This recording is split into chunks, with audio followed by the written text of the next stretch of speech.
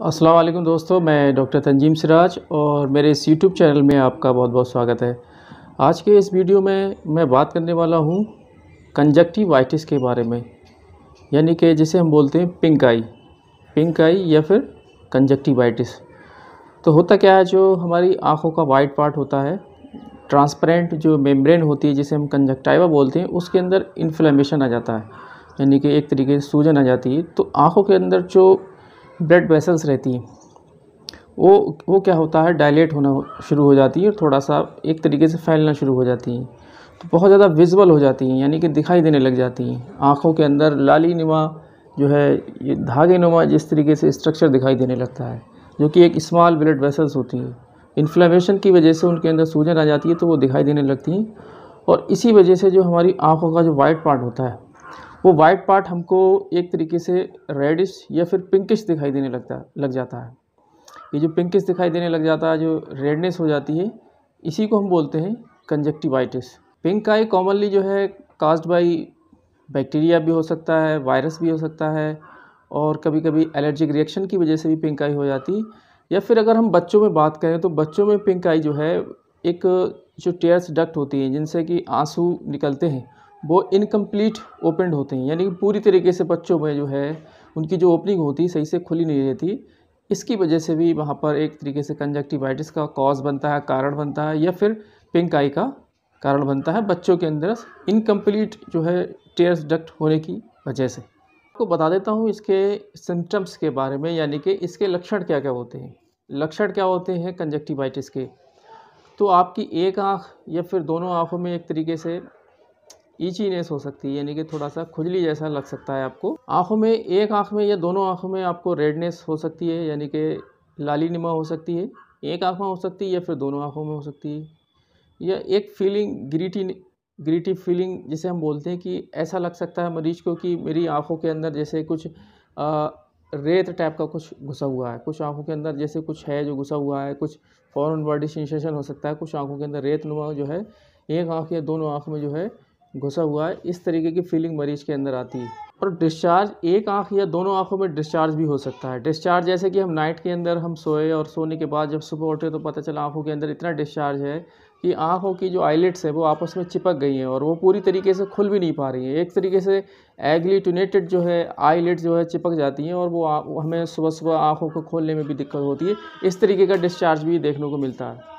और कभी कभी लक्षण में ये देखने को मिलता है, एक सीरियस आई कंडीशन से हो जाती है। आंखों के अंदर रेडनेस होगी, आंखों के अंदर पेन होगा, आंखों के अंदर एक तरीके से ब्लर्ड विजन होगा, आंखों से सही दिखाई नहीं देगा, और आंखों में एक तरीके से चुभन होगी, कुछ ऐसा लगेगा कुछ बाहर से हमारी आंखों के अंदर पड़ गया है, कुछ आंखों के अंदर कुछ गड़ा हुआ सा महसूस होगा, एक फॉरेन बॉडी सेंसेशन सा होगा, लगेगा जैसे आंखों में रेत फंस गई, कोई कूड़ा घुस गया आंखों के अंदर, इस तरीके का सेंसेशन होगा। काफ़ी ज़्यादा दर्द होगा और एक तरीके से टीयरिंग भी हो सकती है, आंखों से आंसू भी बह सकते हैं। तो जब इस तरह की कंडीशन मरीज को होती है तो उस वक्त मरीज को चाहिए कि वो देर ना करे और वो किसी आई स्पेशलिस्ट या किसी भी फिजिशियन को दिखाए, जिससे कि उसकी इस प्रॉब्लम को जल्दी से जल्दी निजात मिल पाए।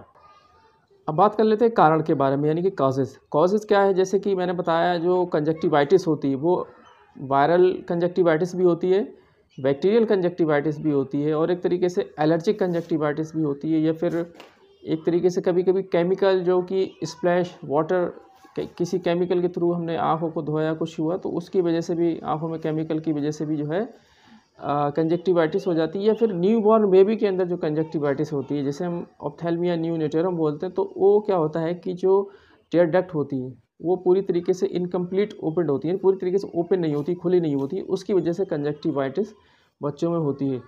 तो ये कई सारे कारण हैं कंजक्टिवाइटिस होने के। लेकिन मैं इस वीडियो में आपको एलर्जिक कंजक्टिवाइटिस को थोड़ा सा डिटेल में एक्सप्लेन करूंगा कि एलर्जिक कंजक्टिवाइटिस जो है क्या होती है, उसके लक्षण क्या होते हैं।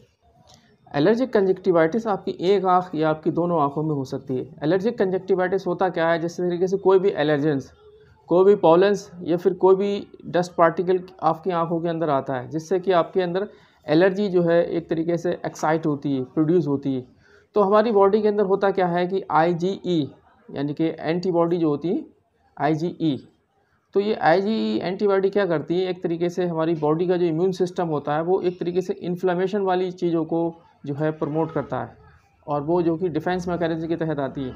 जैसे कि मास्ट सेल होती हैं वो ज़्यादा एक्टिवेट हो जाती हैं, और जो इन्फ्लेमेशन में जैसे कि हिस्टामिन को भी रिलीज़ करती है, हिस्टामिन एक इन्फ्लेमेशन का कॉज है, मतलब इन्फ्लेमेटरी जो है हिस्टामिन की एक्टिविटी रहती है। तो हिस्टामिन के आने की वजह से बहुत ज़्यादा हमारी आँखों के अंदर जो एलर्जिक और एक तरीके इन्फ्लेमेटरी प्रोसेस होता है वो स्टार्ट हो जाता है। जैसे कि आँखों के अंदर अगर आपको एलर्जिक कंजक्टिवाइटिस है तो आपको ये सिम्टम देखने को मिलेगा कि मतलब इंटेंस ईचिंग होगी, बहुत ज़्यादा खुजली आँखों के अंदर होगी, बहुत ज़्यादा रेडनेस होगी और एक तरीके से स्नीजिंग भी होगी, आपको छींकें भी आएँगी और आपके साथ क्या होगा, एक तरीके से आप कह सकते हैं कि मतलब बहुत ज़्यादा बेचैनी होगी और उलझन सी होगी और nasal secretion, watery nasal secretion, एक तरीके से नाक से पानी बहेगा, आँखों से आँसू बहेंगे, नाक से पानी बहेगा, छींकें आएँगी, बहुत ज़्यादा खुजली होगी।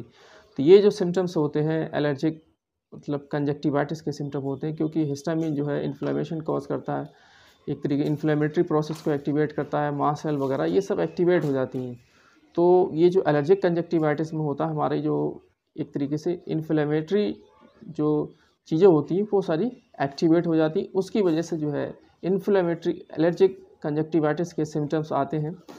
और ये क्या होता है, एलोपैथिक या फिर कन्वेंशनल ट्रीटमेंट के अंदर एक आई ड्रॉप होते हैं जो कि इन्फ्लेमेशन को रिड्यूस करते हैं, उससे इनको थोड़ा सा राहत मिलती है। एक अगला सवाल बनता है कि प्रिवेंटिंग द पिंक आई यानी कि रेड आई को फैलने से कैसे रोका जाए, अपने घर में कैसे रोका जाए, अपने ऑफिस में कैसे रोका जाए, या फिर किसी भी तरीके से दूसरे व्यक्ति को हमारी आँखों की वजह से दूसरों को परेशानी ना हो, इसको कैसे रोका जाए। तो इसके लिए ये है कि आपको एक गुड हाइजीन को आपको मेंटेन करना होगा। फॉर एग्ज़ाम्पल जैसे आपके जो हैंड हैं, आपके जो हाथ हैं, तो अगर आपको एक तरीके से पिंक आई है या कंजक्टिवाइटिस है तो आपको अपने हाथों को ज़्यादा फेस पे नहीं ले जाना है, आपको अपने हाथों को हैंड वॉश करना है, कई बार हैंड वॉश करना है। और आपकी जो पिलो होता है, जो जिसे हम लगा के सोते हैं, तो उसका जो कवर होता है उसको भी चेंज आपको करना पड़ेगा, या फिर आपके जो क्लॉथ्स हैं, कपड़े हैं, या फिर आप जो टॉवल यूज़ करते हैं नहाने के वक्त, तो टॉवल भी आपकी सेपरेट होना चाहिए, अलग होना चाहिए और उसको चेंजेस होते रहना चाहिए।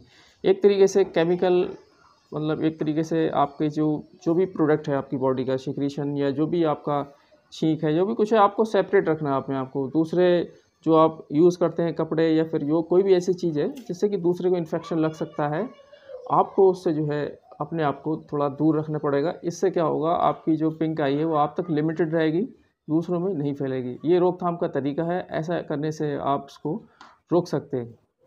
और एक मसला यहाँ होता है कि preventing the pink I in newborn baby, जो नए बच्चे होते हैं, यानी कि न्यूबॉर्न जो जिनकी पैदाइश हुई होती है हॉस्पिटल्स में, जो पैदा हुए या कहीं पर भी जो पैदा हुए, और पैदा होने के बाद क्या होता है कि उनकी आँखों के अंदर एक तरीके से बैक्टीरियल इन्फेक्शन होने के चांसेस ज़्यादा रहते हैं।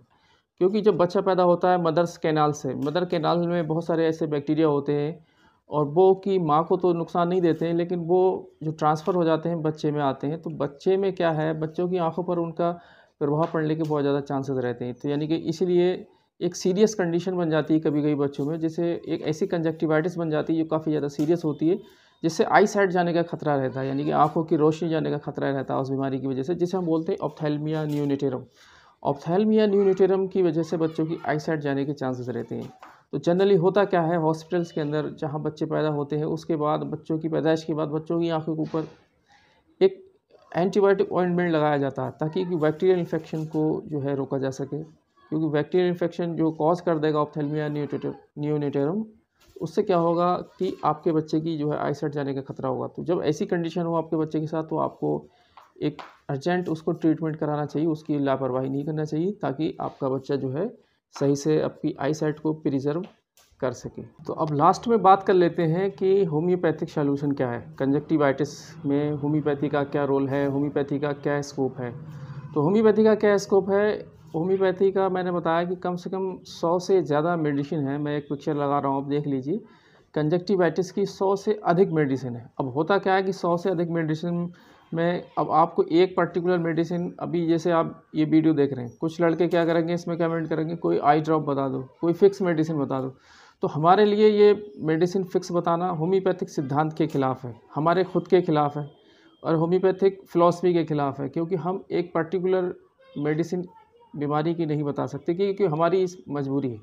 मजबूरी क्या है कि मतलब होम्योपैथी का ट्रीटमेंट का तरीका ये है नहीं कि आप जो है एक फ़िक्स कर लें कि हाँ कंजक्टिवाइटिस है तो ये मेडिसिन हो गई, ऐसा नहीं होता है। एवरी केस न्यू केस होता है, एक फिजिशियन के लिए हर केस नया होता है, क्योंकि जो मेडिसिन का तरीका है, देने का तरीका है, उस पेशेंट की ससेप्टिबिलिटी कैसी है, उसकी एज कितनी है, वो किस कंडीशन में है, उसका एंगर कैसा है और किस तरीके के सिम्टम वो मरीज पैदा कर रहा है, वो सब देख के मेडिसिन डिसाइड होती है।